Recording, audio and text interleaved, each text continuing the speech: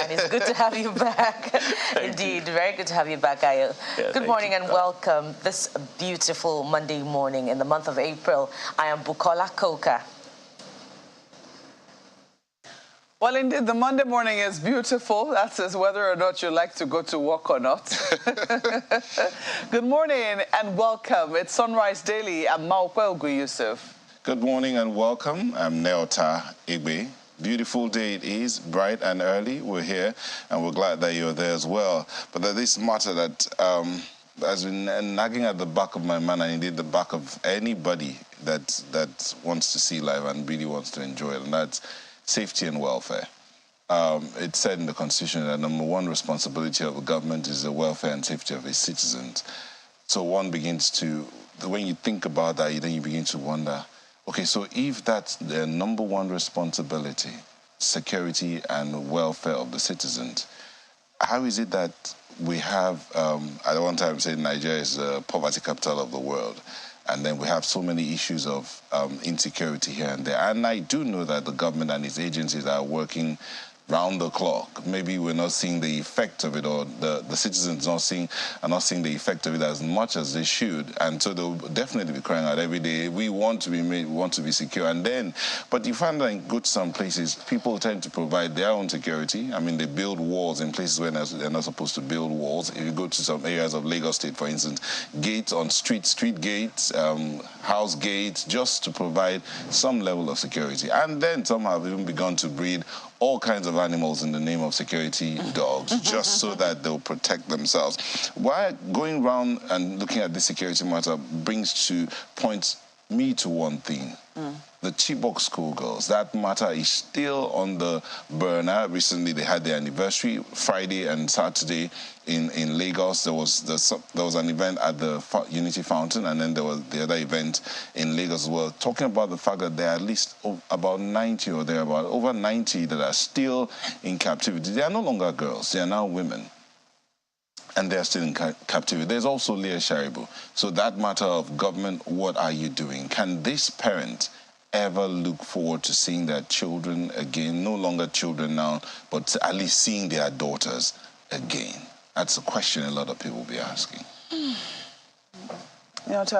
This morning it's a very big question to, for anyone to try to answer. But if there's anything that has come out of this and that one needs to commend, it's been the long advocacy for the return of the Chibok schoolgirls. I think that the people who decided to come out to say no as citizens, we can't sit still and in broad daylight, or was in the dead of the night, children, girls, who are supposed to be vulnerable people are taken. How many of them? Close to 300 of them taken from our schools, from a federal, or is it a government school? It was a government secondary school, GSS Chibok. And no one does anything about it. This group of people came out and said, no, we refuse to be silent. We will not. And they've not been silent. They have raised the flag for advocacy. The advocacy went round the world. And I do remember how, at some point, instead of these people to be praised, they were vilified by even the people that they were supposed to be fighting for in some instances. And so when you understudy this, or when you study it, you see that even sometimes to ask or demand for your own rights is not as easy as it is. It's not as easy as it seems. It's a pretty complex situation. But it's only time that tells whether an advocacy was genuine or political. And I think that people have been able to see for themselves that largely the advocacy for the return of the Chibok schoolgirls, because some people were wondering, how is it possible? Is it really possible that how many people are stolen from a secondary school and nobody was able to see that, nobody was able to trace that? The conversation was, the conversation that really trailed the abduction of these girls, for me, was really largely disheartening. You can't blame anyone. You can't blame, maybe you can, because if you really want to know the truth sometimes, it doesn't take too much to know the truth. And if that is if you open up your mind to it.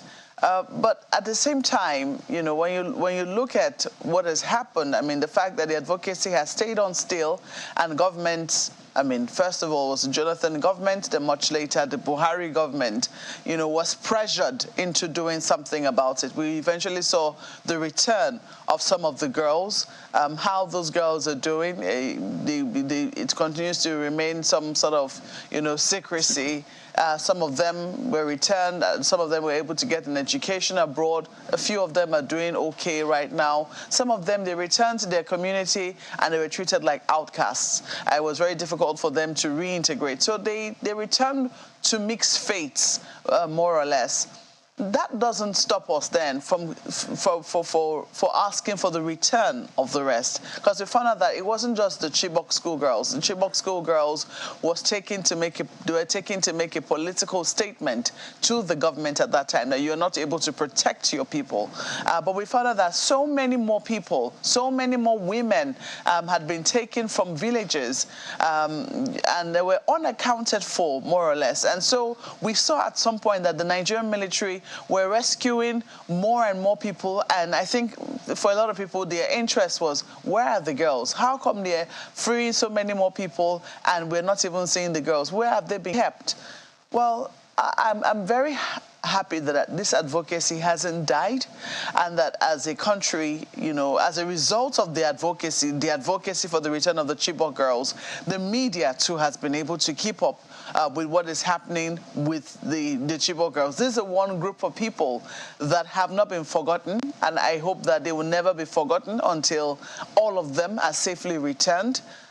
We understand some of them have already lost their lives in captivity, so not all of them will be able to return. And even when they come back, we know that a number of them might have been, you know, will I say, damaged psychologically, physically, because their lives have taken a totally different trajectory.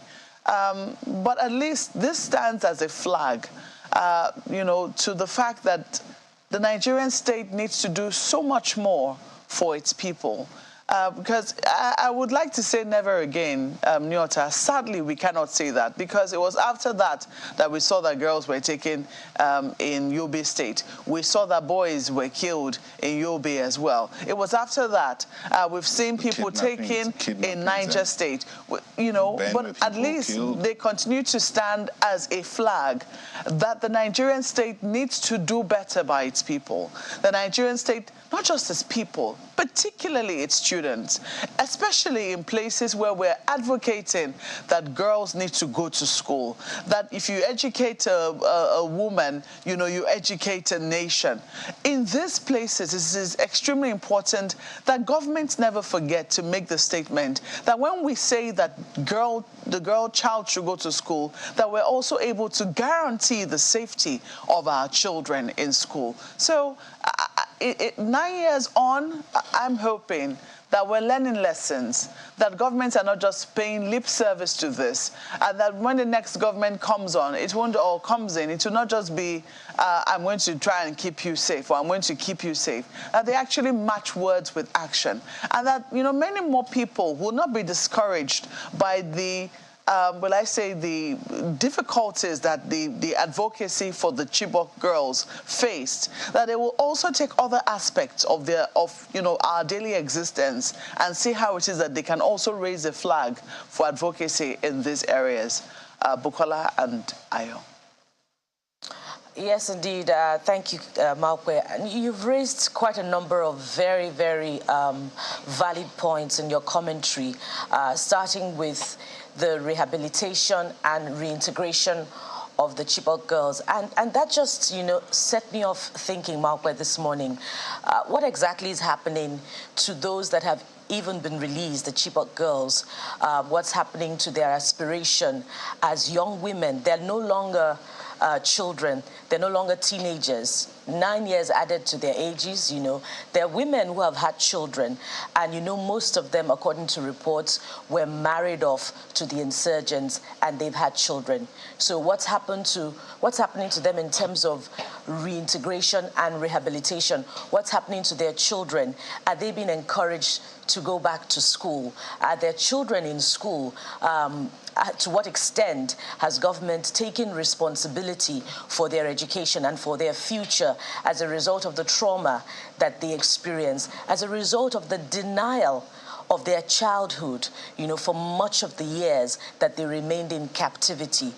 That's another matter entirely for us to think about. I know that, at the time of their release, those children were guarded closely, because of media attention, because of the fear of stigmatization and other related societal factors. But it's no less a thing for us to think about at this point, in the anniversary of the kidnap of those girls. And we hope that if the situation is less than what is expected, that the girls who were fortunate to have been released, their future is being guarded jealously. I hope that they're giving, a right, a chance, to make something of themselves. But then again, for the 96 girls who are still in captivity, we must not forget them. But even if we do not forget them, what are we doing about getting them back and being reunited with their family members? UNICEF has raised a very, very critical point, for us to reflect on, as it reminds Nigeria of the continued captivity of the 96 girls. And that is the safety of schools. That is the fact that, Nigerian children, their rights are still being trampled upon. There's still a huge dose of violence being committed against Nigerian children. Okay. And it has indeed, committed to partnering with the Nigerian government with a commitment of a certain amount. I think it's 144 million naira. But what happened to the Safe School Initiative, championed by former Prime Minister of the United Kingdom, Gordon Brown, in which, the Jonathan administration also committed about 2 billion naira at the time? What happened to it? What happened to the implementation at that time? Because Kankara is all too fresh in our memories. Jangebe, the Jangebe kidnap in Zamfara State, is also there. And the kidnap of students at the Greenfield University in Kaduna is still there. And that community, Chikun local government, is still, not necessarily, it still leaves much to be desired in terms of security. So if UNICEF is committing another 144 million naira to safety of schools in Nigeria's north, what's the assurance that this would be managed effectively? Those are several questions that have been raised here, and I'm just hoping that whoever needs to take note will do that. But two things I want to very quickly mention.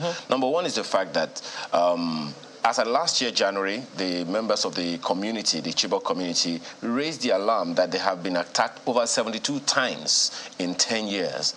And 407 persons have been killed as at last year. How many more this year? And the second thing is, there are certain philosophies that have seeped into our security apparatus that threatened our unity as a nation. And it seems we're just playing eye service. One of them is this Boko Haram thing. What does it mean? It means education is haram. Education is unacceptable to these people. Education is forbidden. And that conversation is still on. Who is calling all the fellows who are involved in this in to have a conversation with them of the importance of education? That's one. Secondly, we've been talking about this IPOB, Biafra, and all of those. Those sentiments aren't going to go away. These are philosophies that may not be national, but they are integral for some people, sentimental for some people that they are holding on to very strongly. Who is paying attention, calling them to ensure that the unity of Nigeria remains one? Those are questions that we have to deal with as we remember the Chibok girls. In the meantime, let's segue into the papers this morning, begin with the Guardian newspaper. And the first of them, the major headline, it's very interesting. Near bankrupt states on viable projects await 18 new governors. It's not funny, but that story is on page 6. There's an infographic of sorts on the front page of the Guardian newspaper this morning, pointing you to those states in political transition, political leadership transition.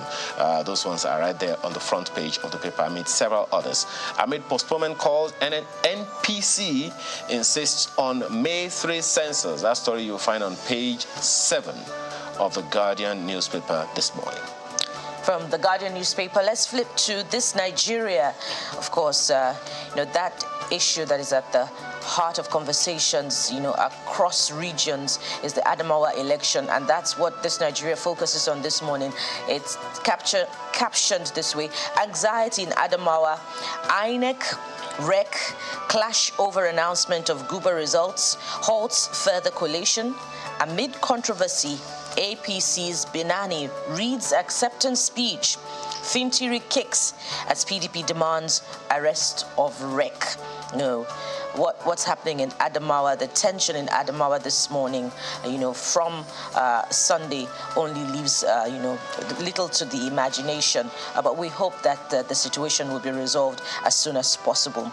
Let's go a bit further down, just beside the big picture on the front page of This Nigeria, where you have the PDP governorship candidate and the APC governorship candidate. There's this one, just following up on other political stories. LP crisis, Aburi remains party chair, NLC insists. That's continuing from about the beginning of last week. And there's also a follow-up on other elections. Kogi, Adeyemi, Audu, others reject Ododo as APC candidate. Melaye picks PDP ticket. And lastly, at the bottom strip, Senate presidency, huge spending by aspirants threaten APC zoning. And there's just one rider there. Opposition senators elect vow to reject villa puppet. Interesting. But if you want details, you'll find them on page 4 of This Nigeria this morning. Let's leave it there for This Nigeria. And we'll start Gov'ship newspaper here. We'll start from above the nameplate. That matter of security tied into our conversation this morning. Page 25 with that story: bandits kill 30, raise houses in southern Kaduna. Not sweet news at all. And besides that, it's Melaye clinches Kogi PDP governorship tickets on page 6. So let's come down. Aviation unions, and this is an advice to all those who are planning to travel via the air. Aviation unions adamant, vow to shut down airports today. There was that travel advisory over the weekend. Plan your travels. Airports to be shut Monday and Tuesday. We don't know if they would go ahead or listen to reason and sheet their swords. But that's where it continues on page 14. Aviation unions adamant, bound to shut down airport.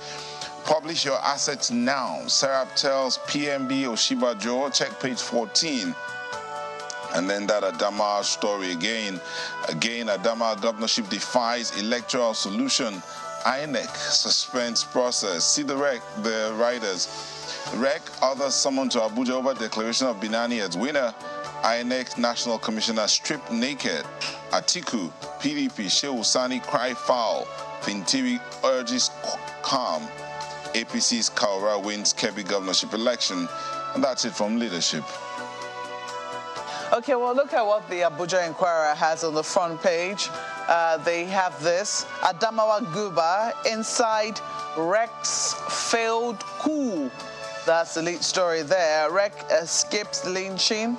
Uneasy calm in Yola. Abuja takes over process. So it's all about the elections in Adamawa State there. Page 3 is where you'll find details. Look at this. Abuja loses 4 monarchs in 8 months. You might want to check on why on page 3 of the paper. Health insurance, FCTA demands prompt attention for subscribers. So that's also there on page 5. TED Fund earmarks 30 billion naira for 2023. Special intervention in 18 institutions. They have a number of other stories. There's sports on the back page there. Arsenal title bid in the balance in West Ham draw. So for those who are following what is happening in the world of sports, you might want to pick up a copy of the Abuja Inquirer. Let's leave it there for the paper. Interesting news there. A segue to the Vanguard newspaper this morning. What do you have on its front page? Adamawa poll, of course. Drama as REC fight RO over declaration of Binani as winner. Find the details on page 5. A few writers. INEC nullifies Binani's declaration as governor-elect by Adamawa REC. Adamawa REC's action provocative. Buhari should intervene, as ascribed to the governor. Venturi won, PDP insists. Dismisses purported declaration of APC candidate. Demands arrest of REC. There's plots to undermine democracy, provoke violence in Adamawa. That's ascribed to the presidential candidate of the PDP, Atiku Abubakar. The details of that you'll find on page 5 of the paper this morning. But right under that story is rising unemployment. Over 81,000 pension contributors lose jobs in 2 years. Wow. Anyway, look at the riders. Withdraw 47 billion naira from pension fund to cushion impact. Economic shocks, Japa syndrome, fueling job losses. That's ascribed to pension operators. The story is on page 19, amongst several others on the front page that are very interesting this morning. And from there, we flip to New Telegraph. New Telegraph this morning, chose a slightly different path, from, the Adamawa governorship elections. This time, it's looking, ahead into events after May 29. And, of course, this will interest you. Intrigues as Tinubu's associates in Southwest jostle for ministerial slots. There's just one rider giving the pedigrees of president-elect's men from Lagos, Ekiti, Oyo. It's going to be a tough decision. I imagine this is an exclusive, so you might want to get all of the details. You find them on page 3 of New Telegraph. Just exactly who the Southwest associates are that are jostling for positions, and just how true, is this? What's the strength of the source ascribed to it? That the jostling has shifted from the National Assembly to the executive now? I don't know. You just go ahead. Well, the jostling for the National Assembly continues. As we hear, from the other paper, there's some intrigue as far as the Senate presidency position is concerned, as some senators-elect have vowed to resist the installation of a villa puppet. That's the way it's captioned. Well, let's see what this has to say. Just in case you're interested, just pick up a copy of New Telegraph and get all of the details. Beneath the nameplate, there's some stories that will interest you as well. Let's go to the extreme right corner, where you'll find this one: toxic waste from ethanol somewhere in Benue. Toxic waste from ethanol plant pollutes water, kill aquatic life in River Benue. That's an issue of huge environmental concern, and we hope that it's tackled. Well, it's the new administration has its work cut out for it. And just one more before we exit New Telegraph. Again, terrorists sack Southern Kaduna community, kill over 30, more than 40 houses razed. We hope that doesn't become the norm in Southern Kaduna. Government must look into it, as soon as possible. Let's leave it there for New Telegraph newspaper. Okay, the Tribune is the next one here, and PDP demands arrest of Adamawa REC. That's what they lead with. They're staying on that story, as INEC voids announcement of Binani. His actions provocative. Fintiri Yaga CDD condemn REC's action, says undermines Electoral Act. You get more of that on page 2. Quite a number of quotes there. Tax hike will bring hardship to individuals, businesses. NECA warns. That's on page 7. Above the nameplate, you have that story of the attacks in Southern Kaduna. Continues on page 27. Irate youths kill one set. 64 houses are blazing in Bauchi. NDLEA arrests Lekki businessman over illicit drugs from the U.S. Check page 27 with the riders. Intercepts drug consignment in winter jackets, body lotion at Lagos Airport. And that's it from the Nigerian Tribune, and a look at some of the dailies. Sunrise Daily will be back in a moment. Don't go away.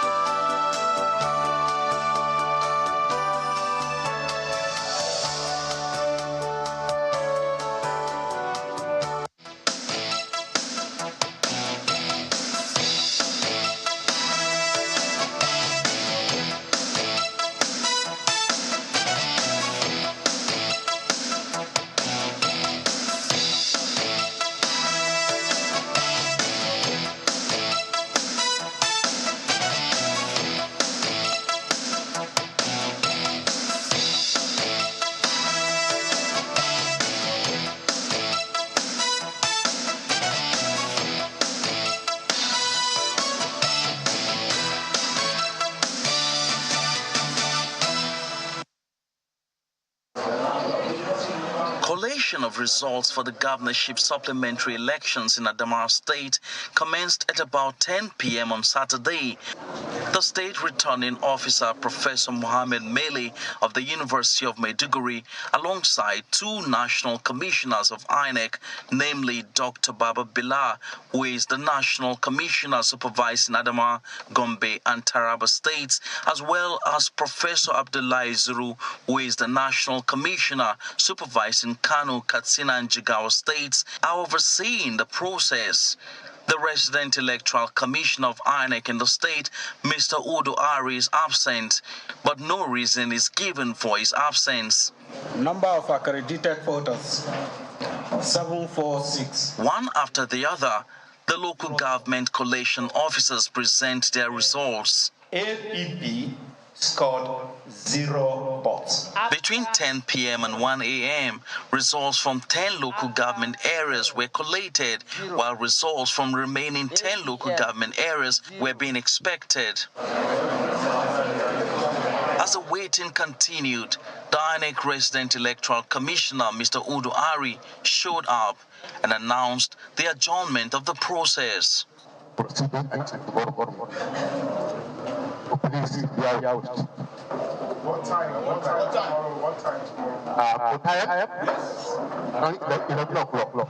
However, before the scheduled time, and while stakeholders were yet to reconvene, Mr. Ari showed up at about 9 a.m. in the company of some heads of security agencies in the state to declare the results. No, you are not. It can't happen. This is not fair. You cannot. Most of the mainstream media were absent, and only those with phones could capture the moment.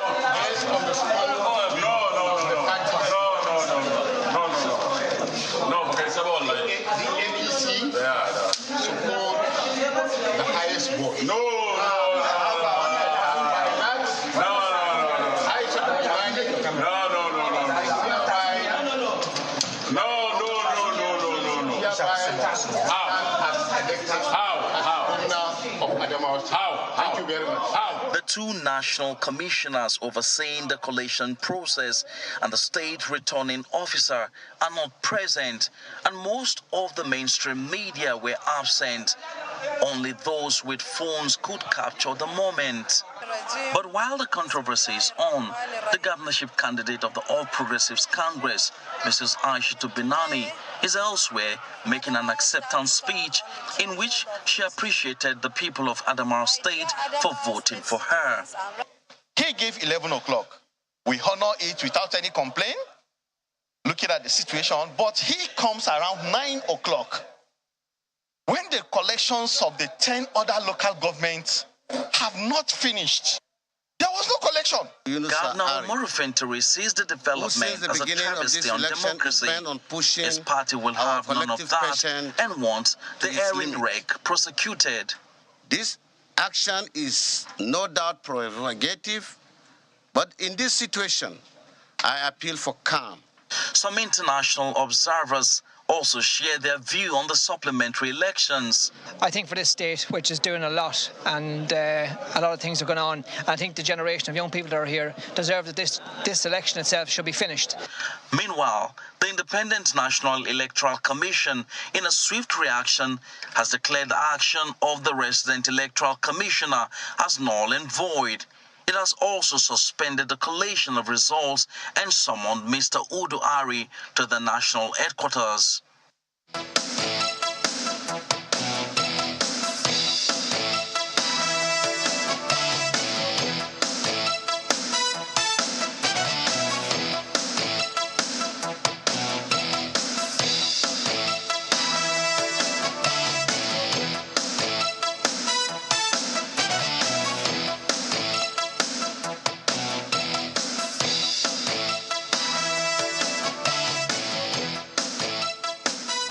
Welcome back, and we'll continue the conversation around this matter with all the intrigues that it's brought on, the suspense, the wonder, what's going on, what happened, the controversies, the suspension of the INEC officials and the summons to Abuja, the APC, PDP, and the words they're trading, and then the election monitors and where their stands. Well, to help us understand what's happening over there, we have joining us from the Adamawa State, virtually, the Commissioner for Information and Strategy, Dr.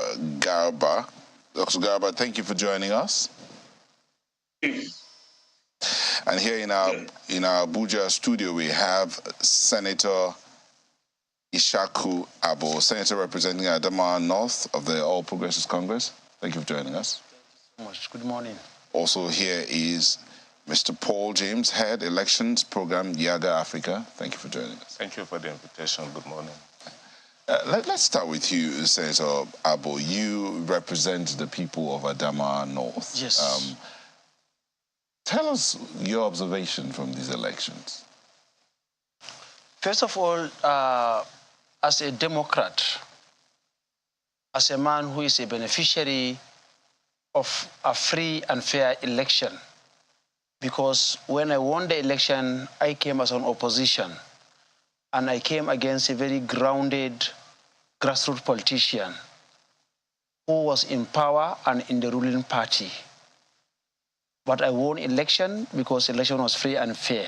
So I believe in a free, fair, and transparent election, not just because I'm a beneficiary, but because it is justice.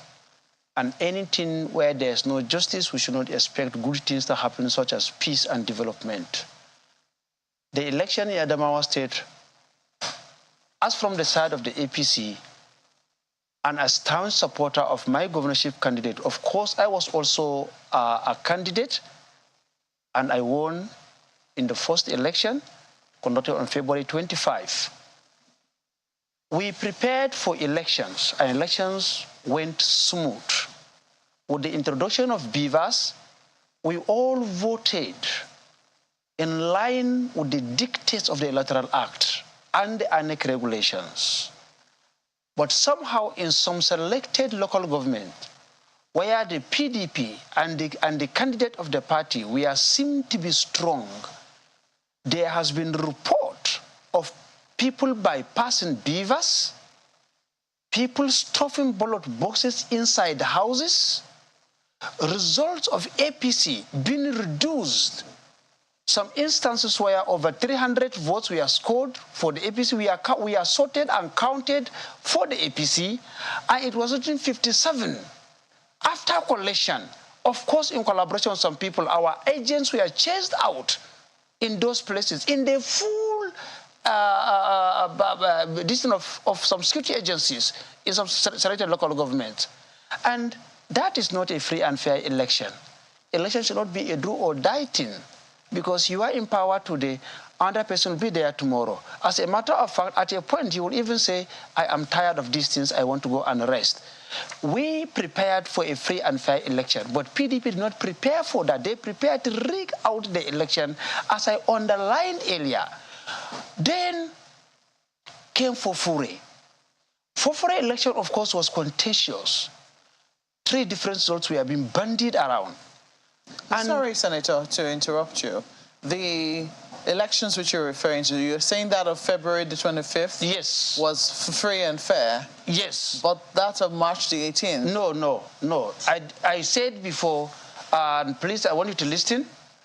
I was saying of the first election of the 18th, the March 18th election of the governorship election. It was, we prepared for a free and fair election, but PDP not prepared for a free and fair election.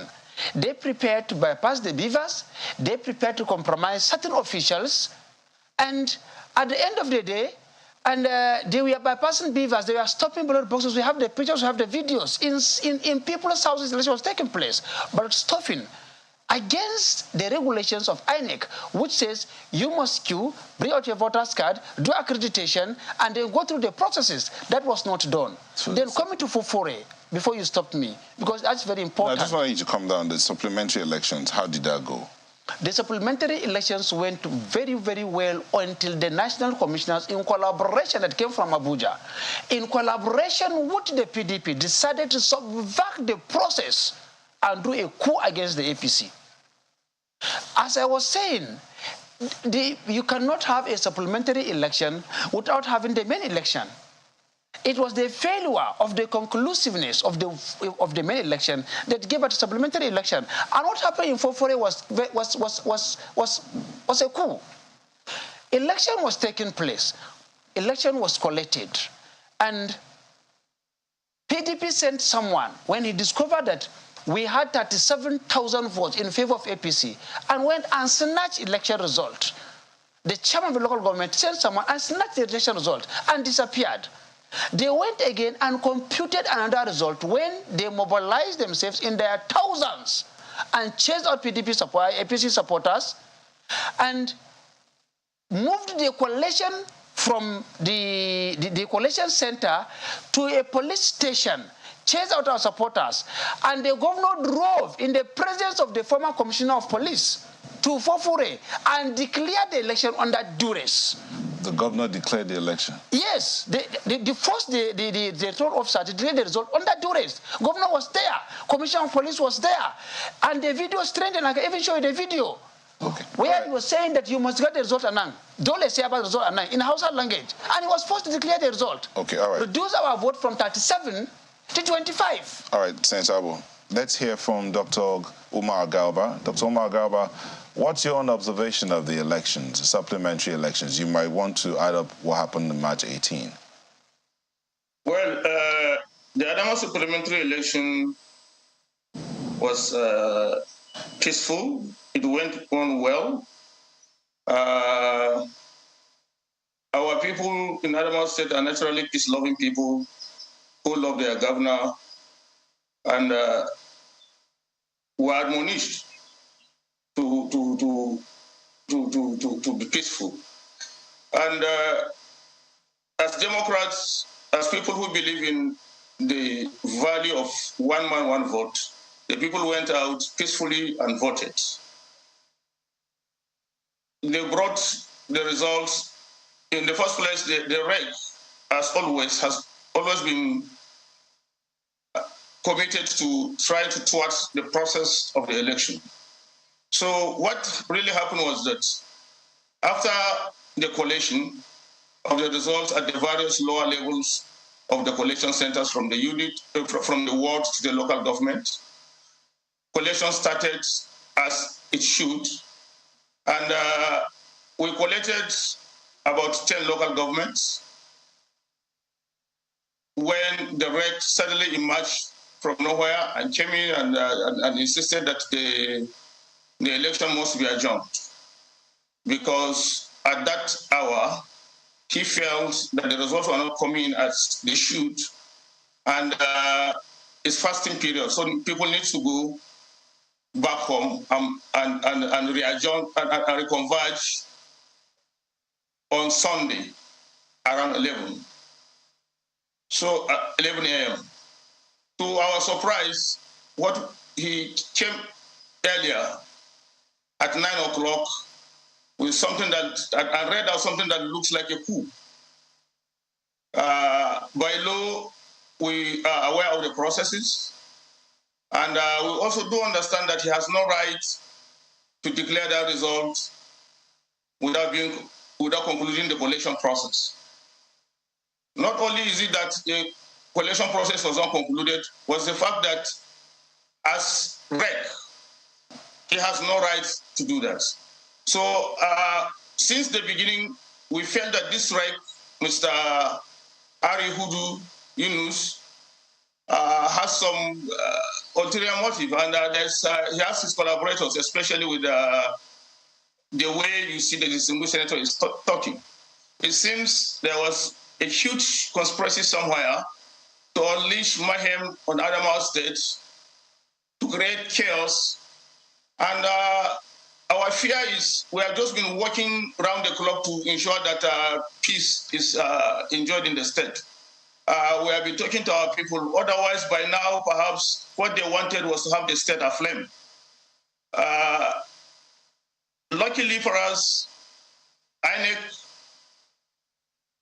which we believe as an electoral umpire is also conscious of its own integrity, has decided not to let the attitude of the REC define how it operates.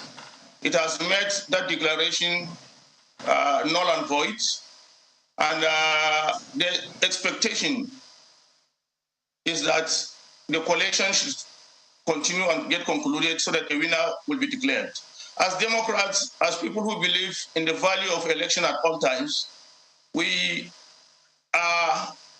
will accept the verdict once the process is seen to be transparent and concluded.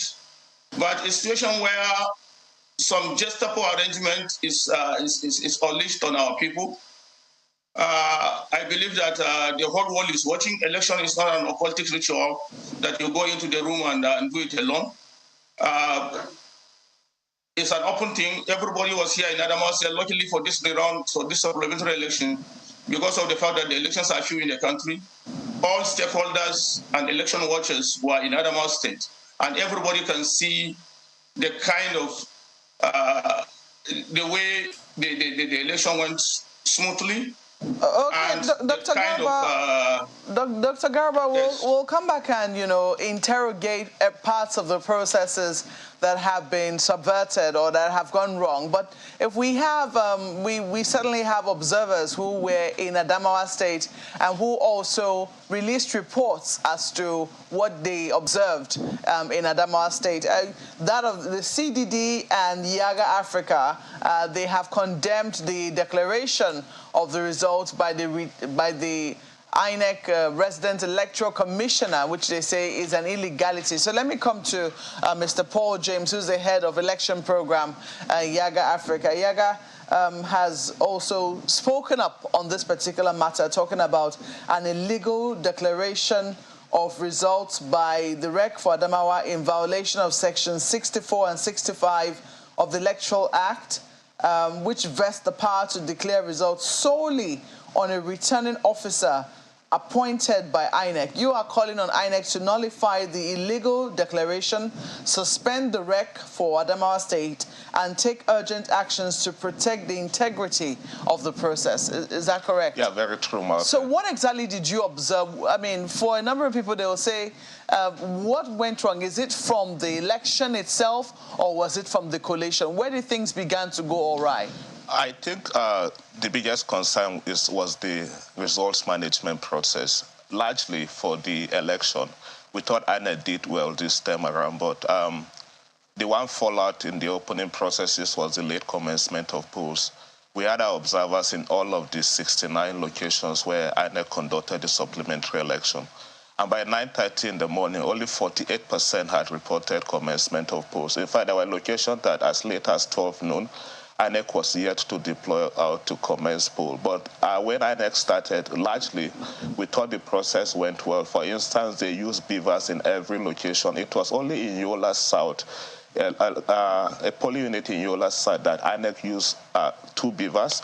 But in every location that we went to, they used 2 beavers, and there was no report of the beavers malfunctioning or not, or replaced us at any point. So we thought that did work well until we got to the results collation. So at some point, about 6 p.m. in the night. The first clip you played actually is our coordinator in Sokoto, Charles. So Charles called me at about 6 p.m. to say he had just been told that they had moved the collation center from where we thought it should be to a different location, so that they had moved the collation to Duguri. And then they went to Duguri, and at some point, the INEC commissioners came and had requested that they should revert to the original plan and return to the main collation center. So had they returned to the other... That's in Yola, right? That's in Yola, Jimeta. So when they returned to that collation center, they were told the Muslim brother needed to break their fast, so they should go on break and resume at 9 p.m. They came at 9 p.m., and we were able to collate for 10 local governments and requested that they continue the next day. So Charles also shared updates of those 10 local governments where they had concluded collation. 9 a.m. yesterday morning, I was in church when Charles called. I didn't answer at some point until about 10. He told me he had to rush to the INEC office. What was happening? That, they heard the INEC rec was about to make a declaration. So he was there, he saw all through that. The INEC rec just came with a piece of paper with the support in cahoot with a police, I think either police commissioner also, and they made the declaration on air. And so, from that point, there was a lot of confusion. He called me as to what was he supposed to do. I said he should just remain calm. We will take it off from there. So that tweet was actually from Sansi, because we thought it's in contravention of Section 64 and 68 and 65 of the Electoral Act, and as well as the Part 3 of the INEC guidelines on the election that stipulates that only the returning officer that is appointed by INEC can make a return. So, it is surprising that you had agreed with everyone that the process should resume at 11. But then because you had other ulterior motives, you decided to come earlier to make that declaration. For me, I think one thing that stood out is the fact that for the people of Adamawa yesterday, they were also able to a large extent, maintain the peace. I was just surprised what the fallout of that could have been. And again, the quick intervention by INEC to call for the suspension of that process, and also to call that the returning officers and the commissioners return to Abuja to review the process. But we hope also that INEC will not take too long to do this review, that this will be swift, so that, we'll have a declaration and we'll then move on from there. This is extremely surprising for a number of people, because, you talked about how the beavers was used in all polling units, not one place was it bypassed. And one would also imagine that the IREV should have been up. Was the IREV up yesterday? Of course, it does. I was also following through the IREV. Through the IREV. So, how difficult should this have been if the beavers had accredited people, they've done the election, people have voted, the counting has been done, results taken, pictures of results taken at each polling unit where the supplementary election was done. In fact, how difficult should this have been? I sincerely don't know, except for the desperation of the politicians. At every location, at least, we saw representatives of the major political parties, and APC or PDP agent were in every location, and in all of these locations, they signed and accepted the results as announced by INEC in those locations.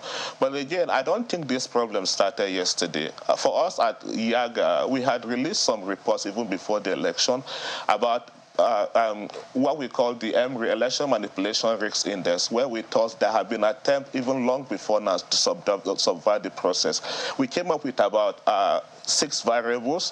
One is INEC capture, one is voter suppression, one is history of election manipulation and all of that. And then Adamawa had featured consistently in all of the 3 iteration reports that we released. In the first report, we highlighted 22 states that we thought there could be election manipulation, and Adamawa featured.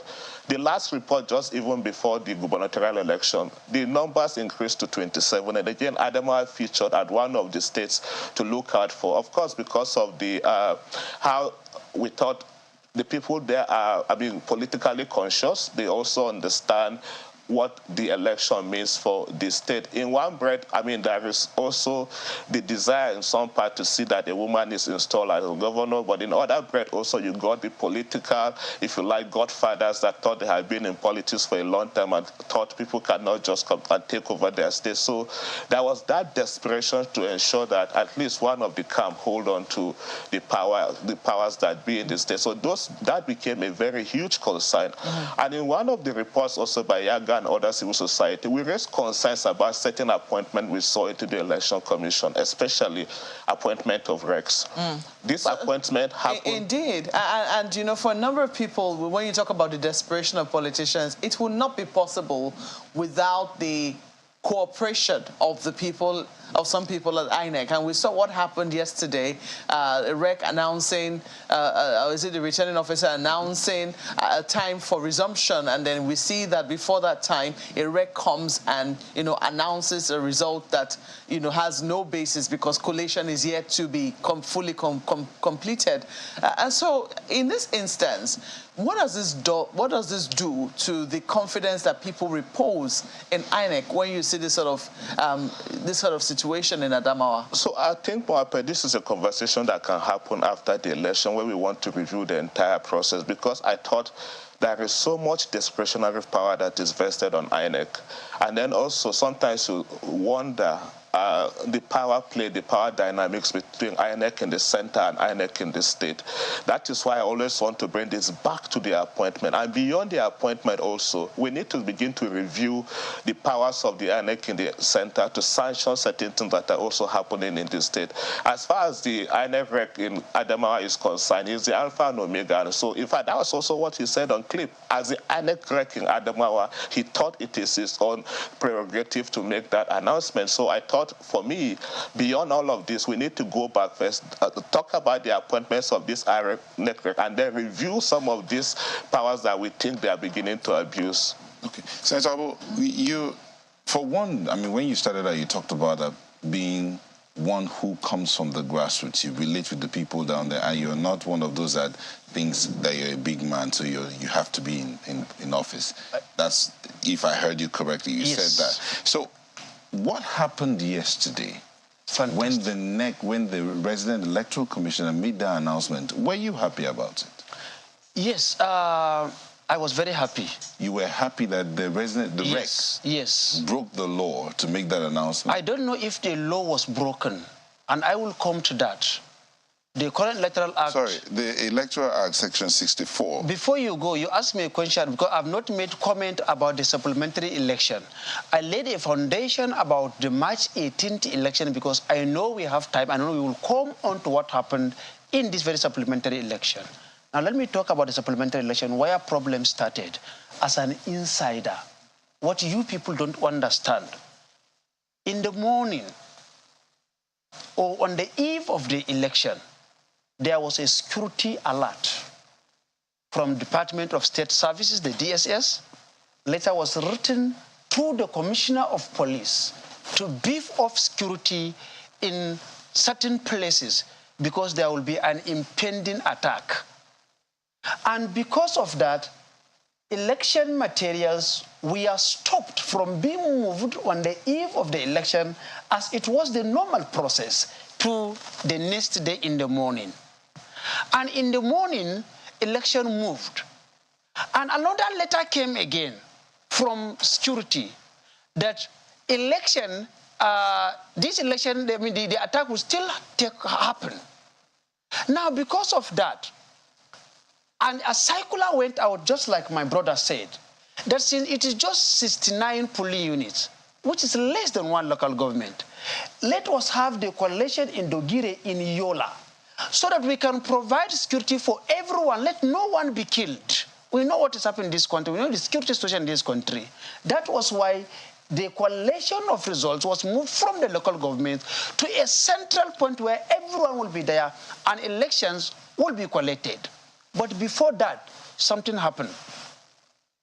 List of local government collation officers were released, which was picked from FCE and some INEC officials in the morning and circulated to all the EOs. In the afternoon toward evening, another list emanated. Another list was concocted of the same local government collation officers and sent out. So there are 2 collation officers, and I have the list. And the second list that came from Modibo Adamawa University. Modibo Adamawa University, there was a petition from APC that we don't want collation officers in Adamawa to be selected from Modibo Adamawa University, not because they are bad people, but because the vice chancellor of Modibo Adamawa University was the former SSG to Fintri when Fintri was governor in 2014. After he impeached Governor Nyako, Liman Tukur was his SSG. I was in PDP too. When Fintri won election, we penciled Liman Tukur for SSG. He brought his own boy to become the SSG. And we said we don't want Senator, how did all of these things which you are talking about affect, because you also say just a moment that the elections went peaceful in all of the polling units. Where problems now started to occur is in collation. If, the beavers worked and, elections happened in all 69 polling units, pictures were taken of the results. How difficult could it have been to collate the election results from 69 polling units? Where did things go wrong? This is where things went wrong. There were 2 collation officers. One was sent out by the commission, by the REC in the morning, and another one was sent by the national commissioners that was sent from Abuja, who systematically eased the REC out, to the point they even called a commission meeting in the afternoon that day without even calling the REC to come to the meeting. The national commissioners, it's true. This is the truth. The national commissioners, one Bababila and one Professor Zuru, called the HODs and called for a commission meeting and did not invite the REC to the meeting. That's why the problem started. Now, if you have 2 returning officers of the local government, one is having a different result, another having a different result, which I only accept. When the REC said that collation will take place in Yola, and collation was done in Yola. Okay. All right. Let's quickly take this conversation to Lagos, because I'm sure my colleagues have questions for you.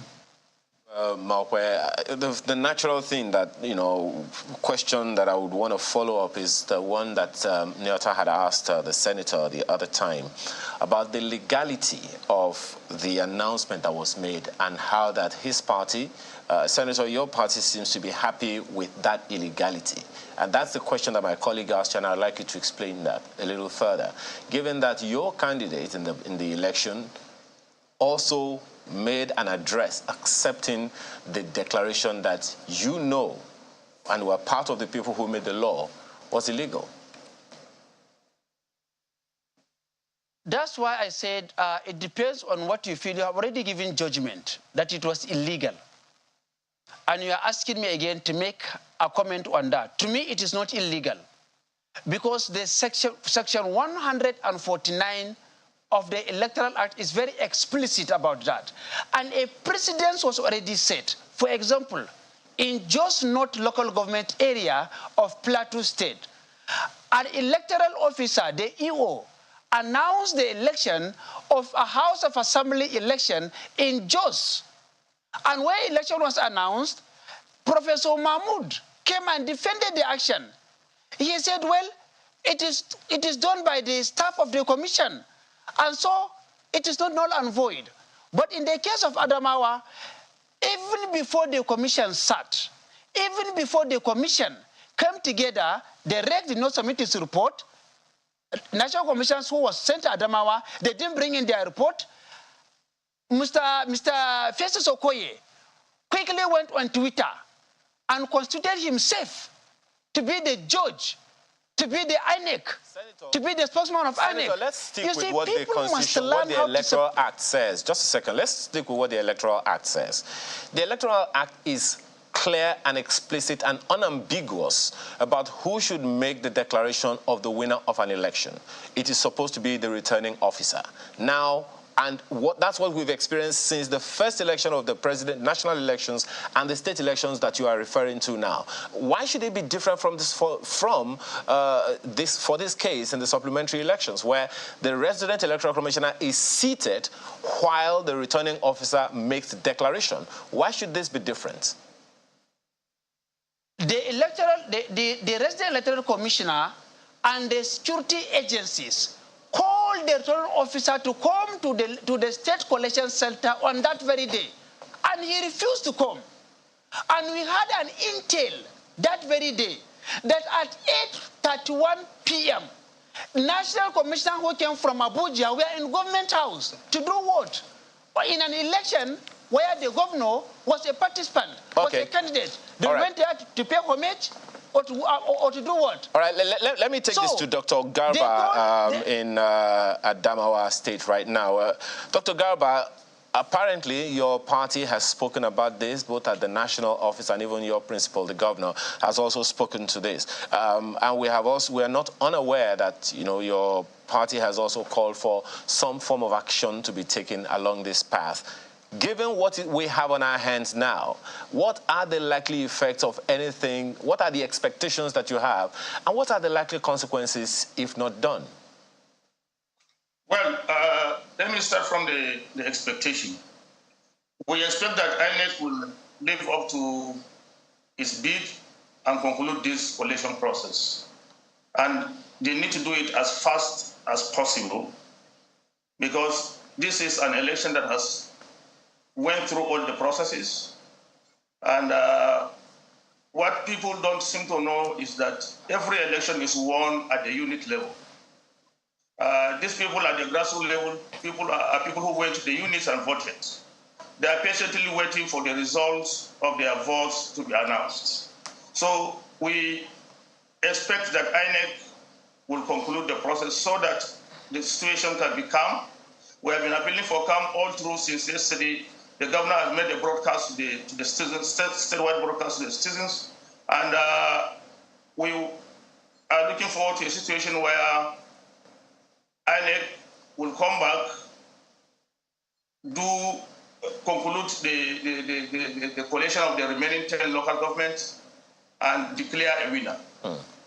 The sooner that one is done, the better, because I don't really know how long we shall continue to suppress this situation, manage the people, and manage the peace of the state. Okay. Well, let me ask Mr. James this one. And Mr. James, you stated this question the other day, the response to this question the other time, but I'd like you to be a little more,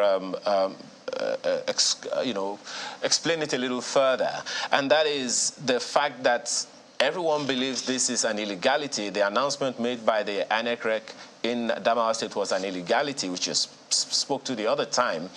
But the fact that security officials were also right there beside the fellow when he was making this illegal announcement, as you put it the other time, as well as the fact that the process, the final lap of the process seems to have gone in a particular direction, which isn't going the way it ought to go. What do you think could have been done to avert that illegality? Do you think there's anything the security officials could have done to forestall that announcement? Or should it have happened in the first place?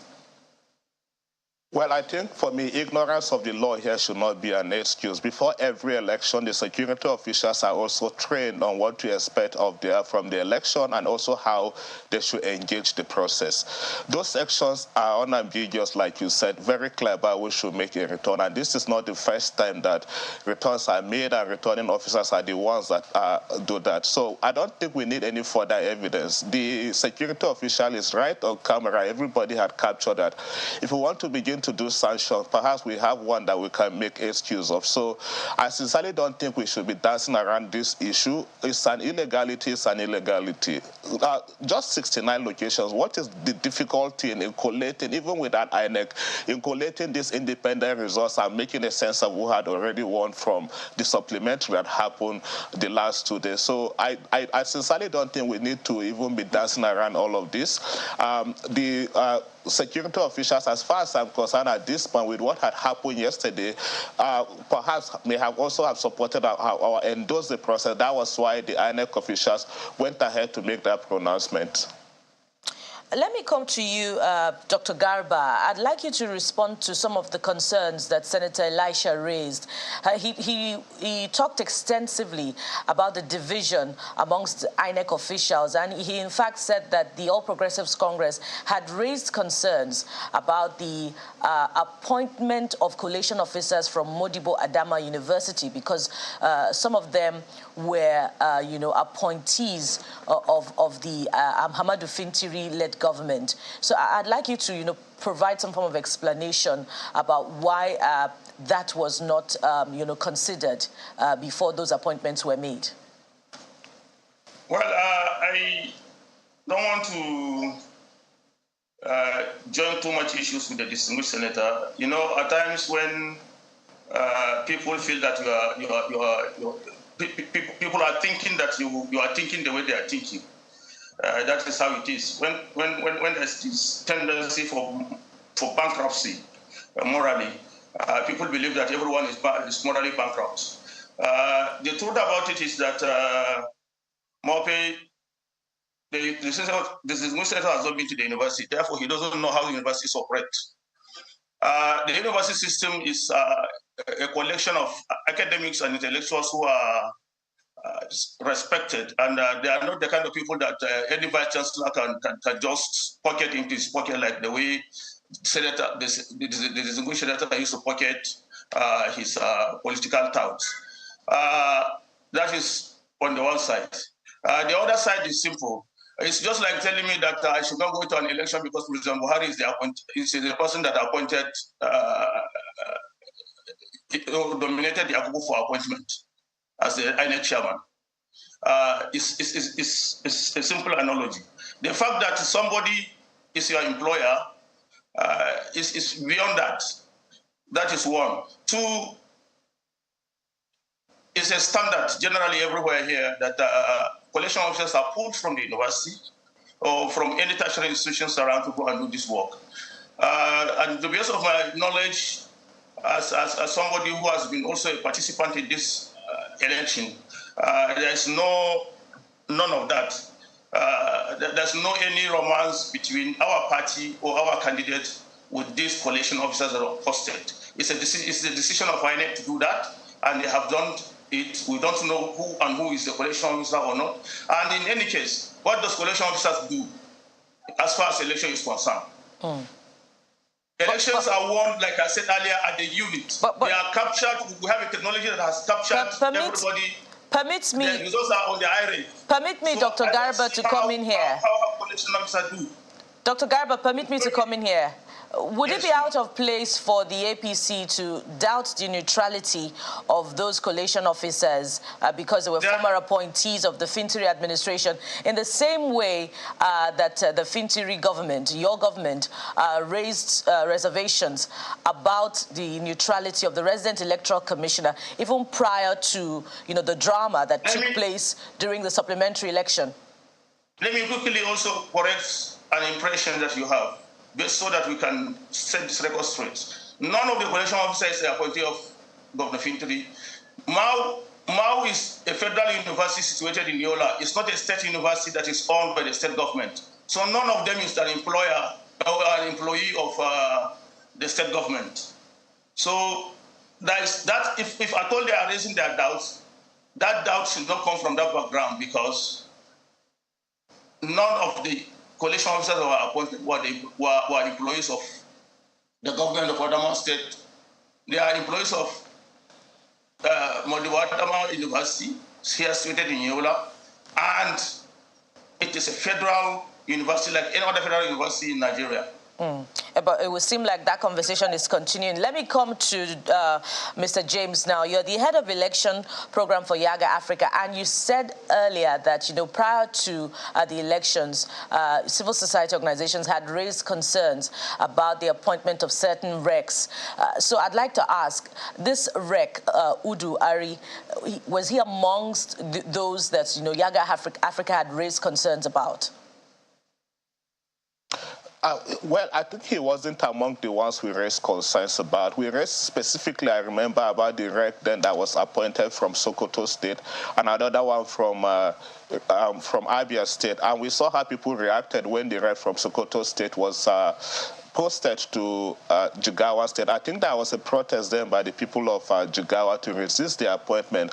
But beyond that, even INEC on its own, if you recall, had done some reviews before the gubernatorial election and had to suspend some recs from participating in the March 18 election. So those signs were there before now. And I mean, I've also heard on air here now, the parties had also raised concerns about the recs in Adamawa State. Perhaps INEC should have paid more attention. Should have done what they had done in other states. What INEC did before the election in Adamawa State was to, I think, move the ICT director from Adamawa to the center, but nothing was heard of about how they managed the situation of the rec. What they did was to deploy 2 national commissioners to go and oversee the elections in the state. So I thought this is not something that, I mean, people may have seen some signs before now, and that is why they're beaming such light on Adamawa State. And perhaps, you know, civil society also ought to have, you know, raised that conversation as well about the concerns expressed about the resident electoral commissioner prior to this time. But let me bring this to Senator Abu.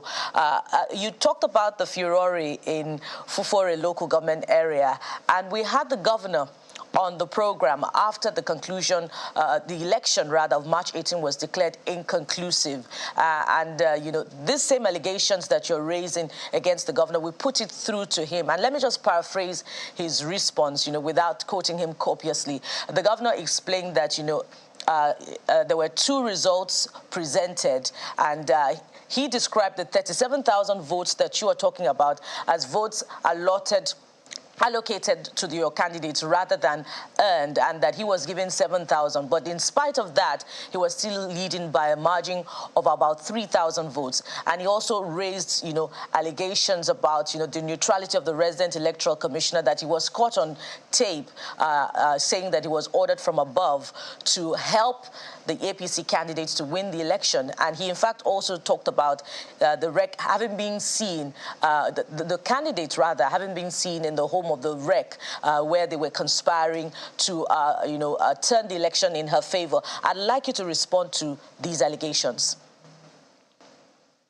All right, thank you so much. I will not use any denigrating word on national television against my governor. We may be a member of different political parties, but he's still my brother and he's still my governor. So also is my brother who just appeared on national television calling us a morally bankrupt people and specifically mentioning me as a man who have never been to the university. I am a properly educated man, not just been to university, but also properly educated. And I am a man of very high moral standard. About the issue of Fufore, INEC was not neutral on Fufore. Fufore election could have been cancelled outright. In Anambra State, a Labour Party chieftain sat in his car and made a few minutes video and asked INEC to review election of Anambra through just social media. And immediately, Professor Mahmoud ordered the review of Anambra, which helped everyone. The same thing happened in Enugu State. When it came to Adamawa, we asked for review of Fufore. Governor was there. And video is everywhere. We burnt it into a CD and gave it to him to go and watch. They refused to do anything about it. Why should a review take place in Anambra? A review take place in Enugu? People that just did that one just through social media. And we wrote for a review and they refused to review it. What is their interest in Adamawa? And if you are saying that the coalition officer doesn't matter, let me tell you how these things work, of which I have won my election, both as a member of the PDP and now I'm in the APC. I also won election. I'm the only senator in Adamawa that won election back-to-back on different political parties. So I'm a grassroots man. I am a senator today. as I participated in the crafting of this current existing Electoral Act, I will propose some amendments into this very one. You cannot continue to use ad hoc staff who cannot be sanctioned, who cannot be called by the office where he works with, who cannot be called by any civil service, who is not bounded by any civil service rule, and be punished, and you use an ad hoc basis. Madibo Adamawa University, whether you like it or not, the lecturers there, they have the head, and the head is the vice chancellor, just like in any institution. And if you collect a result, you say they allocated 37, excuse me, sir, you say they allocated 37 to APC, and they allocated 7,000 to him. By who? By the collection officer. Senator, then why doesn't it matter? Let me ask you, I mean, right now, INEC has now brought everything to Abuja to see they have suspended collation. They cannot suspend collation. Election has been announced. It's out of their hand. It has been announced by who? By the REC. By the REC? Yes. Contrary to the law that you helped to. What did the law say? I saw you Electoral Act. Is the REC the returning officer? Section 65 does not operate in isolation. You are handling a There's booklet. Section 64, there's Section 65. Then there's Section 149. 149 says an INEC staff, if he makes a mistake. Yeah, no, it didn't say that. Want us to go there? Go there. We're running out of time, but let's see if go read it there. Section 149. You cannot quote where it pleases you. I'm not quoting where election has been announced. Senator Abo, the election has been announced, but the INEC has suspended and nullified that announcement. He cannot nullify. INEC cannot nullify election that has been announced. They don't have that power. In other words, whatever review INEC does at the national level right now is of no business to you. Is that what you're saying? Because they already announced it. You cannot review a result. That's what they told us. They said the reason why they will not review Fufure was because it was announced. Senator Abo, just a quick one. Okay, read one. Read it. I'll read this and I'll ask you that notwithstanding any provision of this act, any defect or error arising from an action taken by an official of the Commission in relation to any notice, form or document made or given other things done by the official in pursuance of the provision of the Constitution of this Act or any rules made thereunder valid unless otherwise challenged and declared invalid by a competent court of law. That is it. They say remain valid. Hold on. I asked you a question, Senator Abo. Yes. Is the resident electoral commissioner the collation officer or the returning officer in Adamawa? He is the chief collation officer. Is he the returning officer for Adamawa State? He is not. He is not. Thank you very much. We'll have to end it there. No, you cannot end it. He is not the returning officer. He is the chief collation officer. Elisha Abo is the senator representing Adamawa North, APC. Thank you for coming on the show today. Thank you, my brother. Mr. Paul James of Yaga Africa, head election program Yaga Africa. Thank you for coming. Thank you very much. And we had Dr. Umar Garba, who joined us virtually from Adamawa State. Thank you for coming on the show as well. Sunrise Daily will be back in a moment. Please stay with us.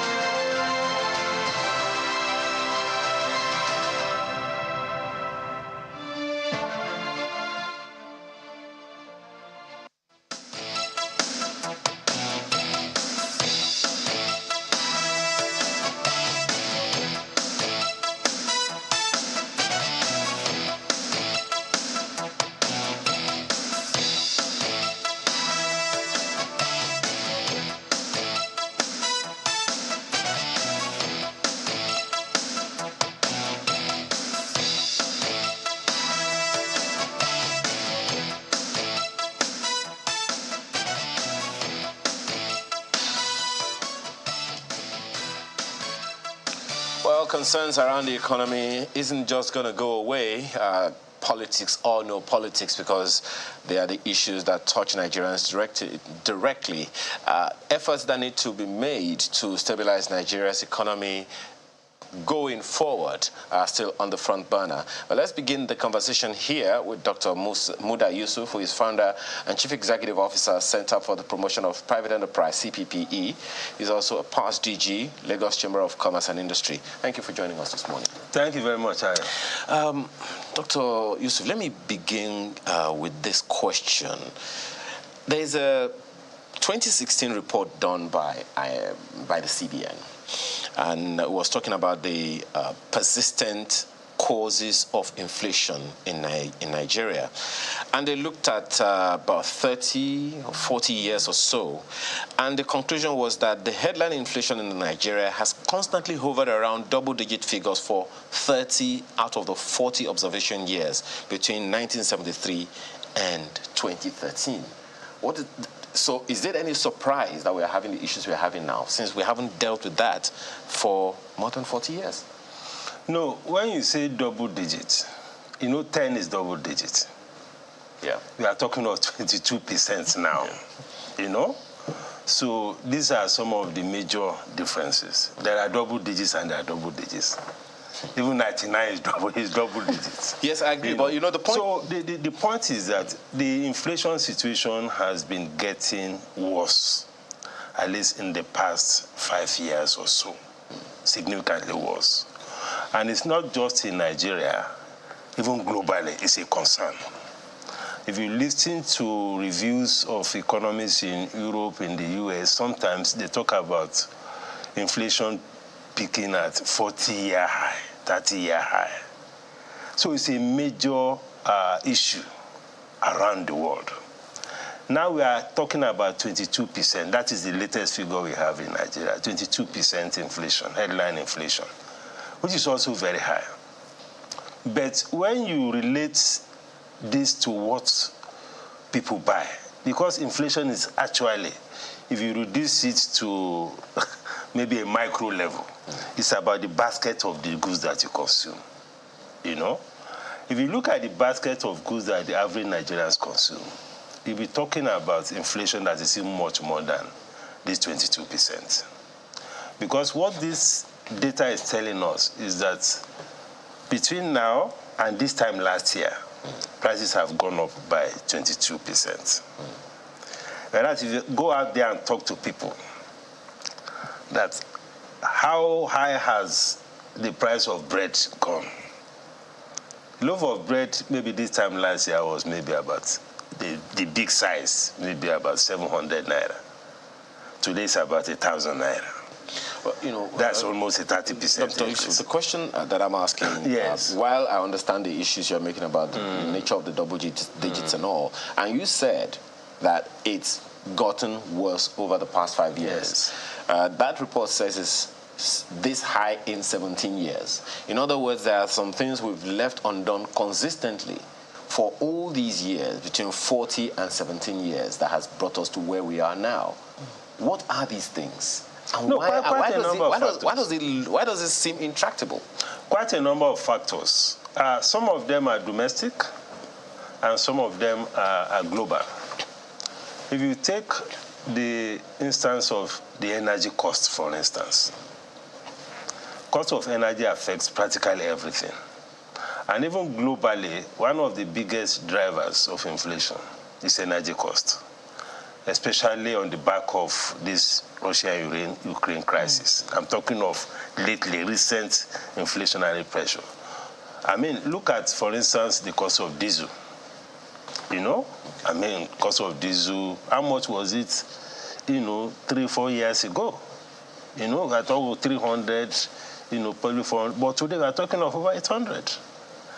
And when you talk of diesel, you use diesel for all these big generators that we use, either in offices or in factories and all of that.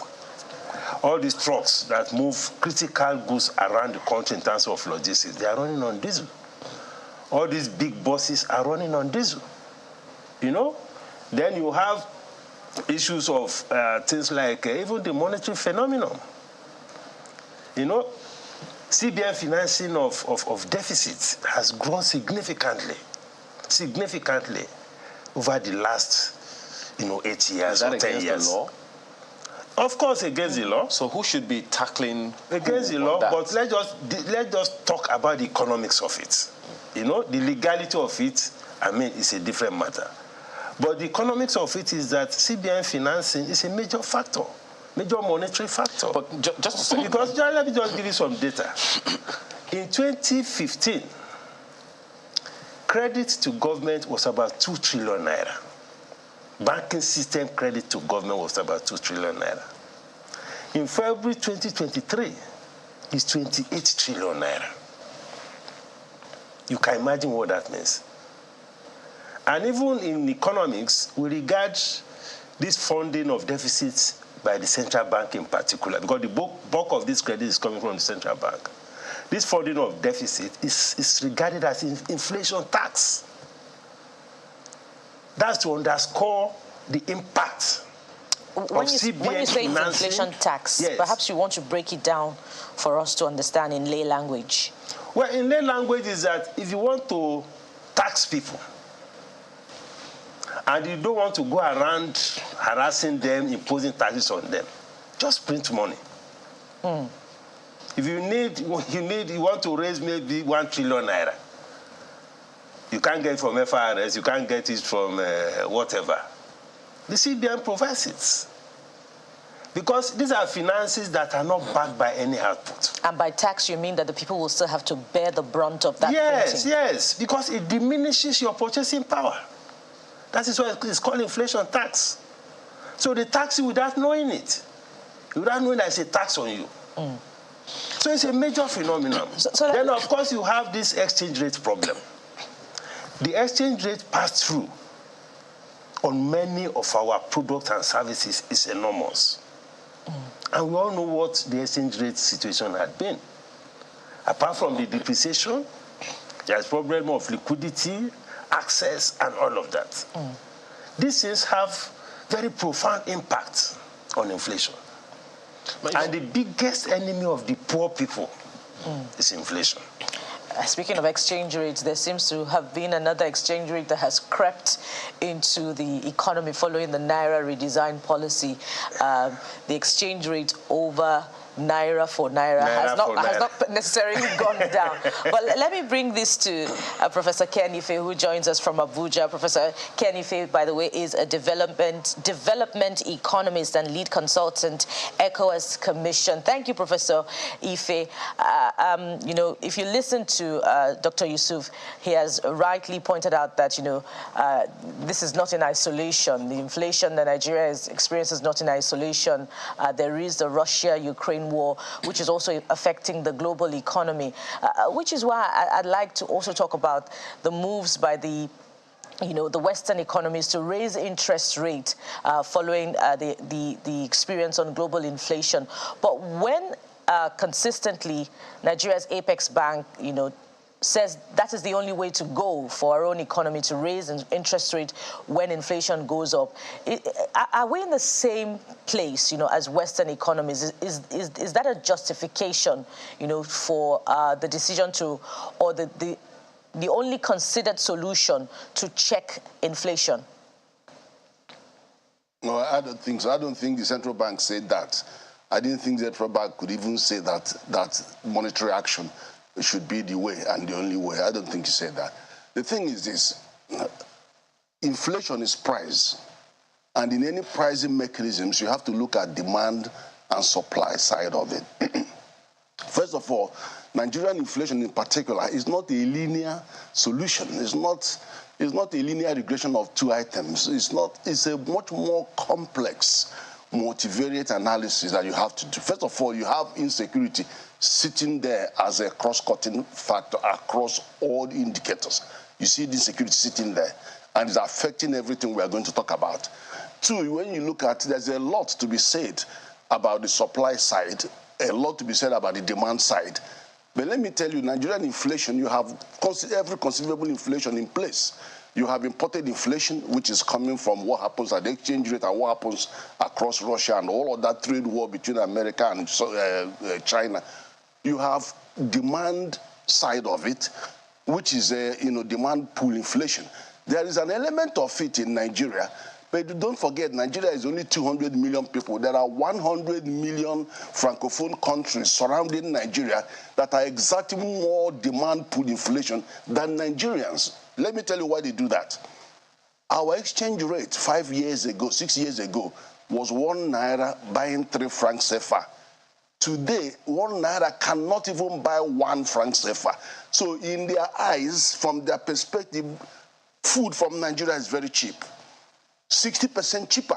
They don't need to go to farm anymore. Buy Nigerian goods, preserve it, sell it back to Nigeria, whatever. They are making money. And when you look at food is cruising at over 24% and is giving 2.5% or more lead over the composite index. And it has remained at that level for over many years, just cruising above CPI.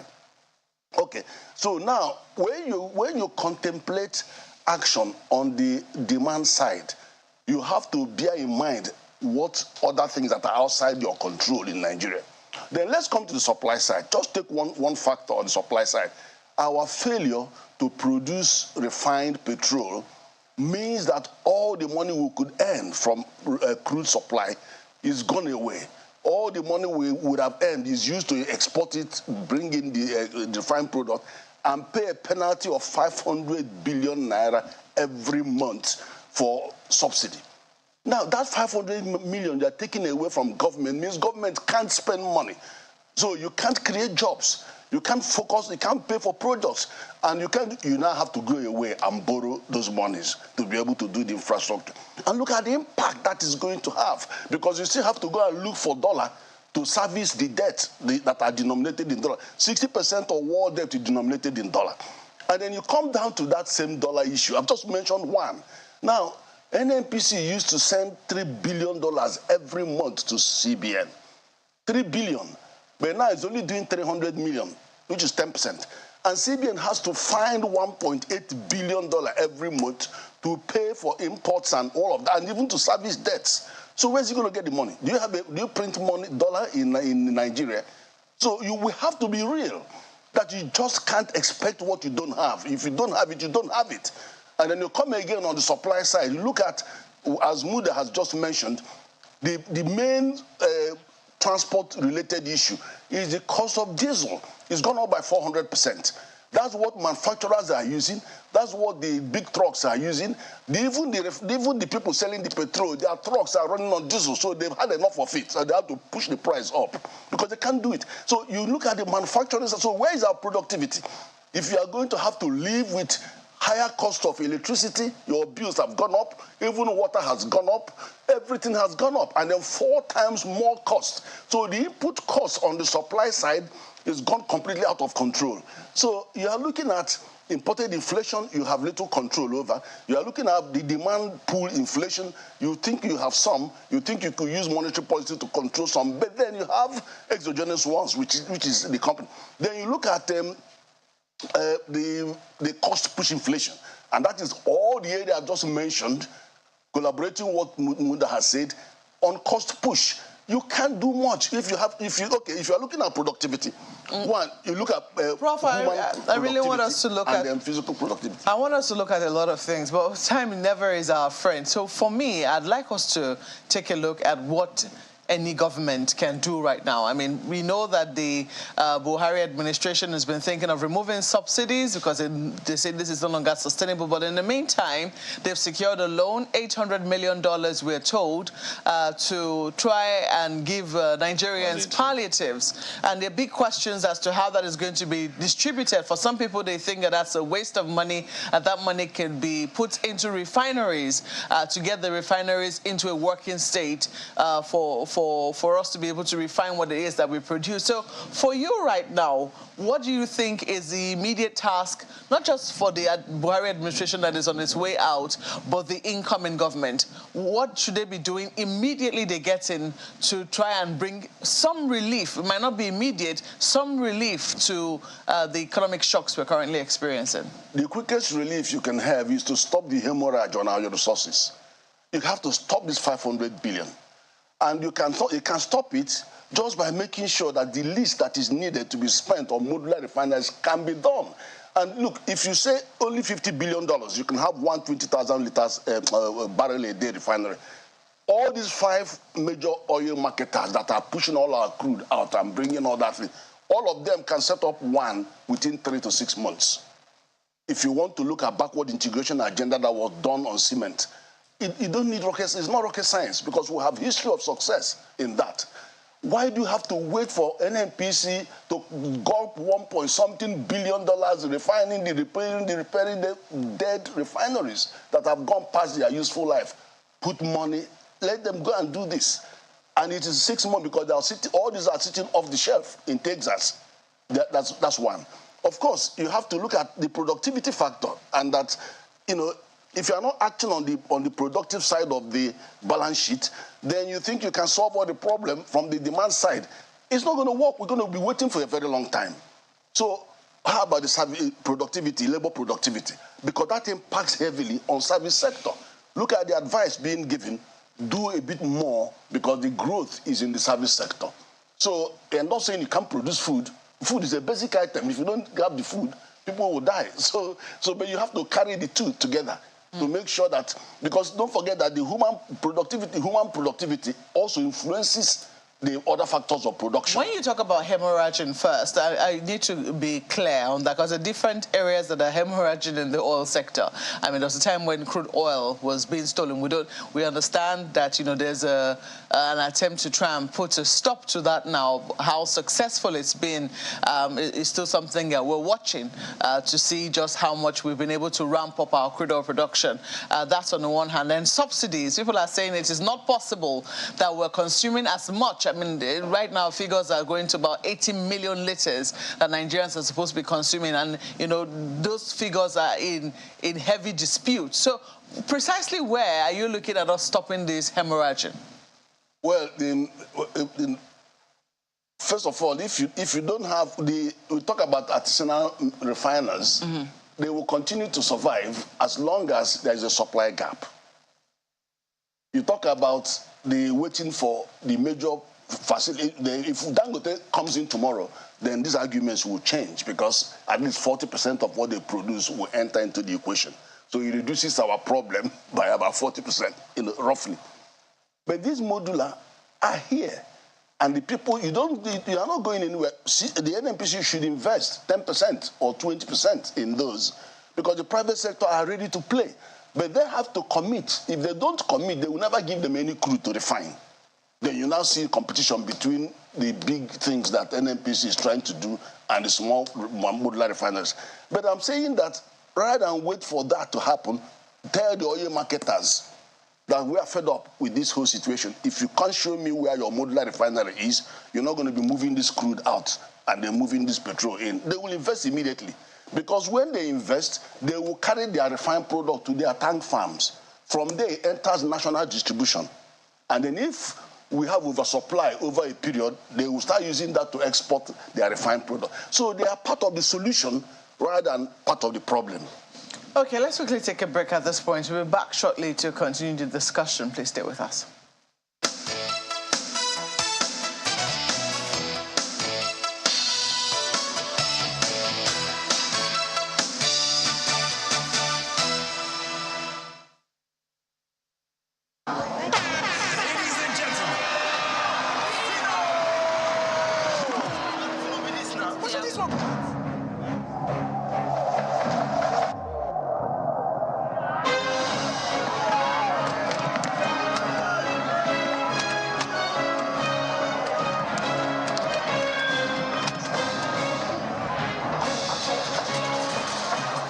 See as it be now, they call me but no be me show. That's how some business owners will have a different name on their business account from the actual business name. Listen, don't let your customers be suspicious of your business. Sign up a business account with Money Points and get an account in your business name in minutes. Whatever it takes to make sure you have a business account opened in your business name, we'll do it as your sure banker. Open a bank account in your business name with Money Point.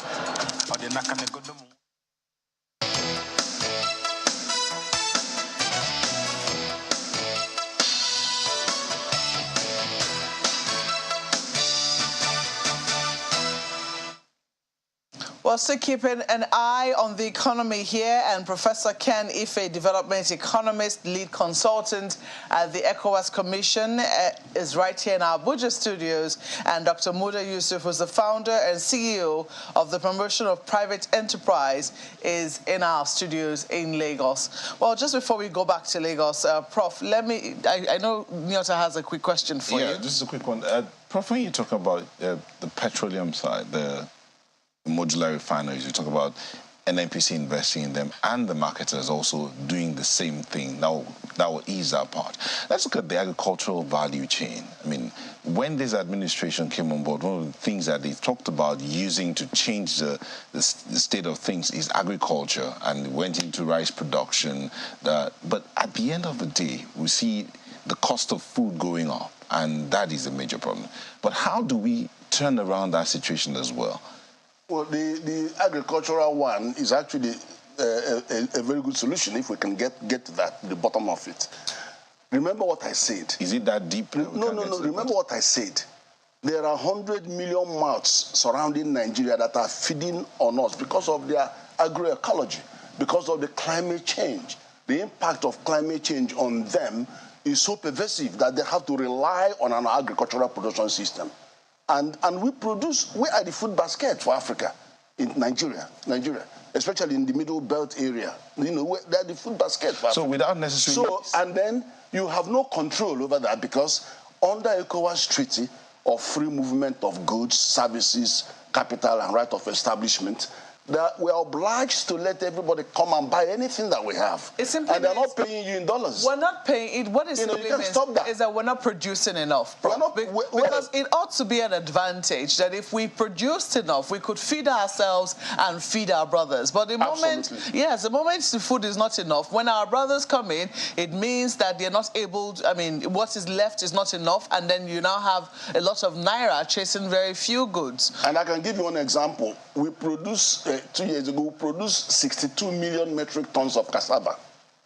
That is 25% of world production of cassava. We produce 71% of yam, 40 million metric tons of yam. 71% of the whole world production of yam is in Nigeria. But that cassava we produce, 90% is eaten by mouth. So all the people who have invested in bioethanol refineries, starch processing, and they can't find the raw material. So you have the Indians and Chinese going into the farm, not even in the market in rural area, into the farm to go and buy it in the farm. It tells you how chronic that food shortage is. But of course, there are so many hostages to that fortune because, you need to have more intense mechanization. You need to get the women out to go and grow. Africa Union says 80% of the basic food we are eating are grown by women, and 80% of processing of primary things, garega and all that, are done by women, and 80% of marketing of it in the rural is done by women. How comfortable are these women going out to go and plant or to go and harvest in the wake of the crisis that we have and the insecurity? So you've got all that impacting on our capacity to produce. And then, of course, you have to mechanize. And then we have 350 dams, if not more. How many of them are being used, not only for micro irrigation or that, or even for aquaculture? Nothing, very little. So we have 4 times more water, surface water than South Africa. 4 times more. But we're not producing as much. Let's take it to Dr. Muda Yusuf. We have a bleak picture painted here, but yet we also have not just a light at the end of a tunnel, but looks like a floodlight at the end of a tunnel.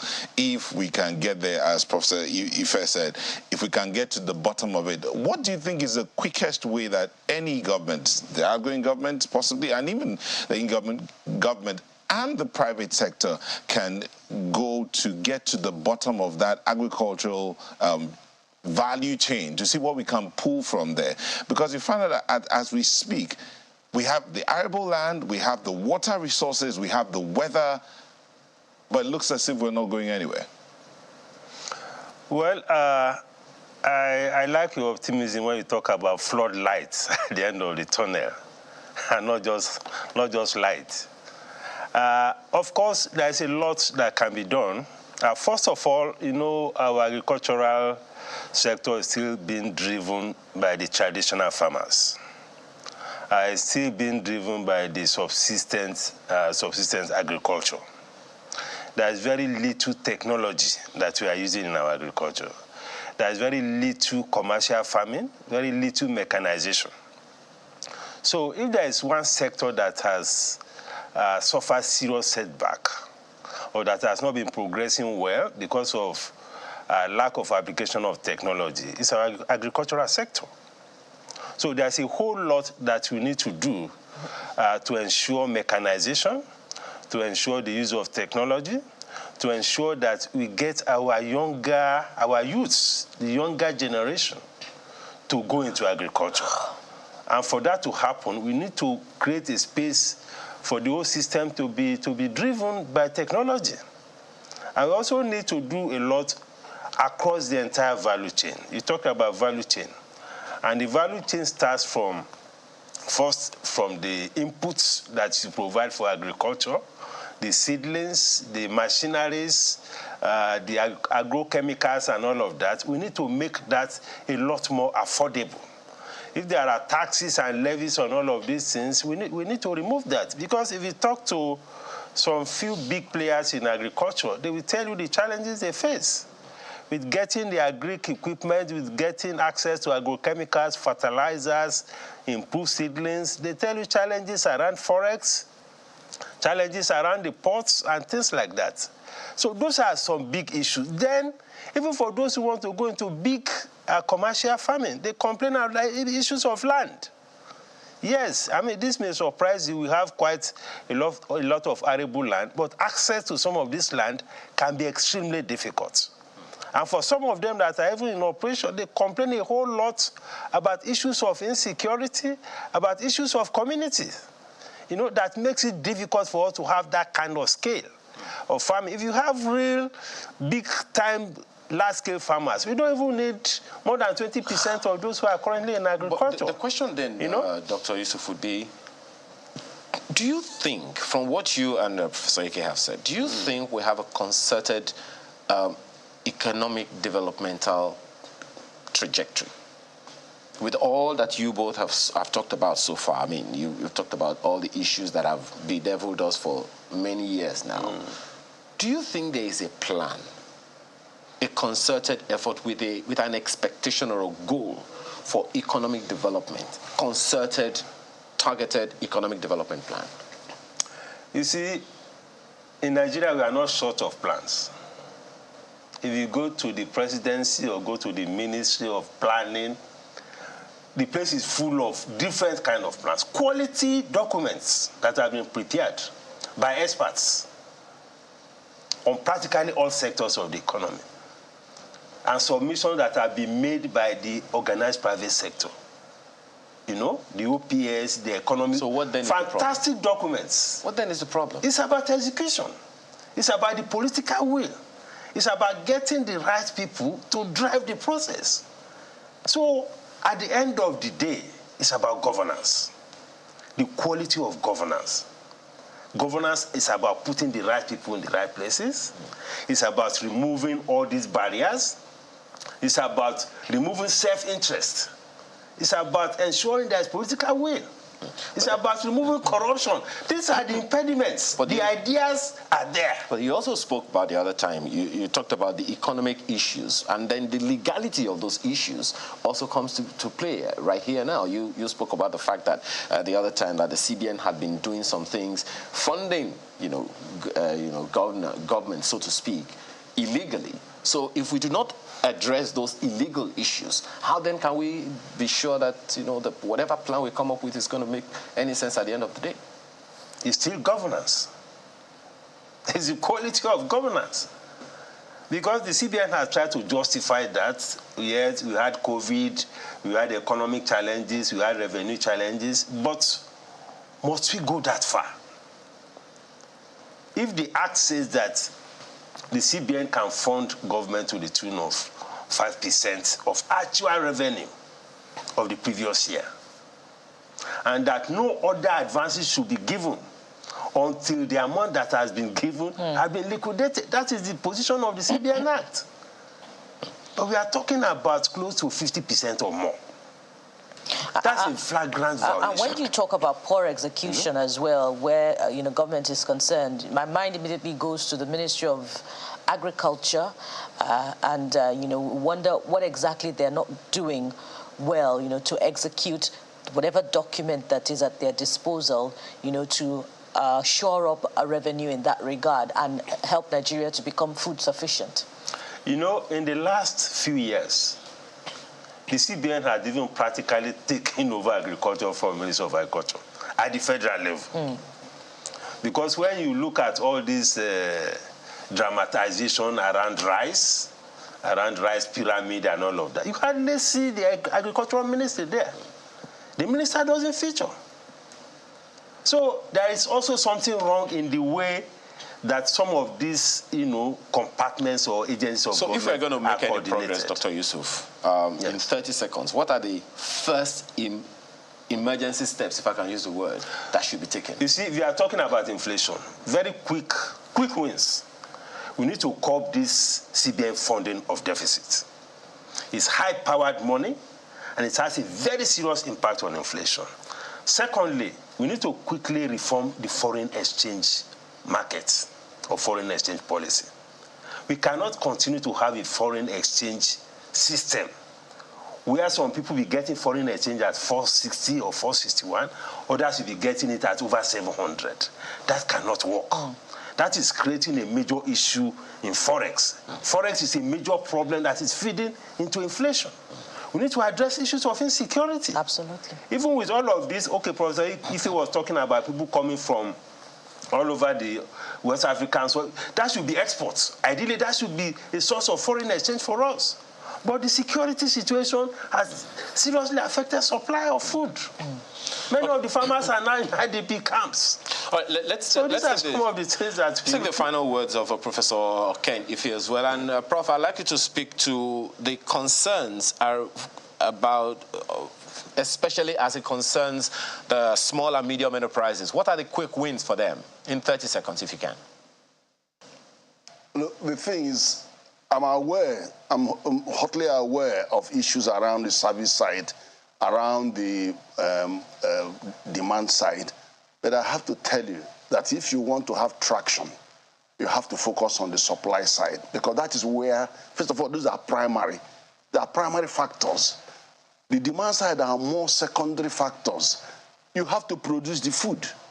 You have to do something about the transportation, otherwise nothing cannot move from A to B. You have to do something about the power, otherwise you won't be able to power your systems. You have to mechanize. So these are primary. So in terms of the challenges we have around food supply, if you want to deal with it in a sustainable way, we have to up our value chain. You have to add value.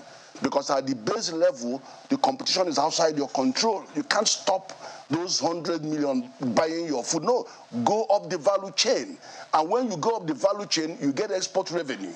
And then you also be able to deal with the baseline that is saying, the currency differential between you and the neighboring countries is making things difficult on the aggregate supply side. We could go on and on this conversation, Prof. That's where we need to focus on. Yeah, there's so much to talk about on this one, but it's something that we have to sustain another time. Professor Ken Ife is a development economist as well as lead consultant, ECOWAS Commission. Thank you so much for your time this morning, Prof. As well as Dr. Muda Yusuf, who is founder, CEO, Center for the Promotion of Private Enterprise, CPPE.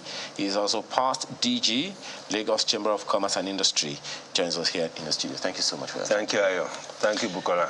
Your own contribution to the program is what we'll conclude with. Olagunju Oladele says, looking at inflation from my reality as a salary earner that has had salary increments for over 10 years now, what I earn is more valuable than now. Over the years, the economic policy has eroded my purchasing power, so that makes me grow backwards. Yeah, grow backwards certainly made me do a double take there, quite telling. Let's take this one from Festus Akiboyewa, and he says, what happened in Adamawa governorship election is an embarrassment. Voting, free and fair elections are the cornerstone of our democracy, and it is time to declare zero tolerance for corruption of our electoral process. INEC has done well by declaring Adamawa declaration as null and void. INEC must go further by sparing no effort in investigating and prosecuting those trying to corruptly seek undue advantage in the governorship election. Well, Law Alpha Cross says the Adamawa Guba election right from the onset was an exercise laden with desperation and driving ambition by politicians and their co-travelers. Whoever was involved in one infraction or the other in these or those despicable acts should be arrested and arraigned ASAP, that's as soon as possible. And Victor says preparing for 2027 elections, looking at the 2023 elections and all the happenings thus far with the beavers and the handling by people, 2027 should be a whole different and simpler.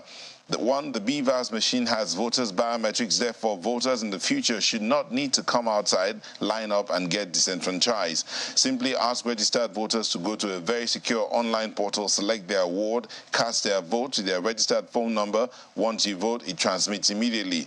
2, the 10th Assembly, if they love the people, should sign into law the above suggestions, that is, online voting and diaspora voting.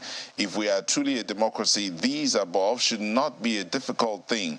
There is no perfect system, but a system can be made perfect when there is a will to. People benefit from chaos. Nigeria will get it right, and we will move forward. That's from Victor War.